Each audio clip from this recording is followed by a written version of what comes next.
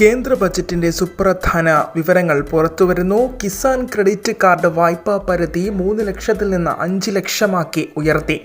എല്ലാ സർക്കാർ സെക്കൻഡറി സ്കൂളുകളിലും ഇന്റർനെറ്റ് സേവനം ലഭ്യമാക്കും. ഗിഗ് വർക്കേഴ്സിനെ പ്രധാനമന്ത്രി ജൻ ആരോഗ്യ പദ്ധതിയുടെ ഭാഗമാക്കും. ഫുഡ് ഡെലിവറി ജീവനക്കാർക്ക് ഉൾപ്പെടെ ഇത് ബാധകമാകും. അമ്മമാർക്കും കുഞ്ഞുങ്ങൾക്കും പോഷകാഹാര പദ്ധതി. ജില്ലാ ആശുപത്രികളിൽ ക്യാൻസർ സെൻ്ററുകൾ, മെഡിക്കൽ കോളേജുകളിൽ സീറ്റുകൾ കൂട്ടും. AI വികസനത്തിന് 3 സെൻ്ററുകൾ കൊണ്ടുവരും.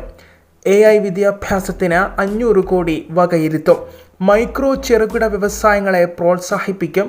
രാജ്യത്തെ കളിപ്പാട്ട നിർമ്മാണത്തിൻ്റെ ആഗോള ഹബ്ബാക്കും. രാജ്യമൊട്ടാകെ 50 ടൂറിസം പദ്ധതികൾ. Medical tourism with heal in India പദ്ധതി. ബുദ്ധനുമായി ബന്ധപ്പെട്ട സ്ഥലങ്ങൾക്ക് പ്രത്യേക പരിഗണന നൽകും. ഹോം സ്റ്റേകൾക്ക് മുദ്രാ വായ്പ ലഭിക്കും. ആദായ നികുതി നിയമം പരിഷ്കരിക്കും. പുതിയ ബിൽ അടുത്തയാഴ്ച.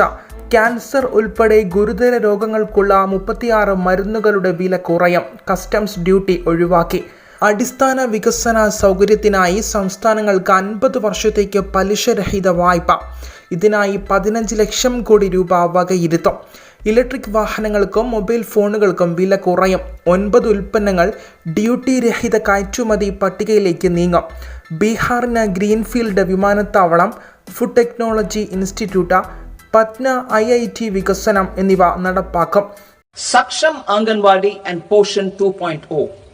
Saksham Anganwadi and Poshan 2.0 program provides nutritional support to more than 8 crore children, 1 crore pregnant women and lactating mothers all over the country, and about 20 lakh adolescent girls in aspirational districts and the Northeast region.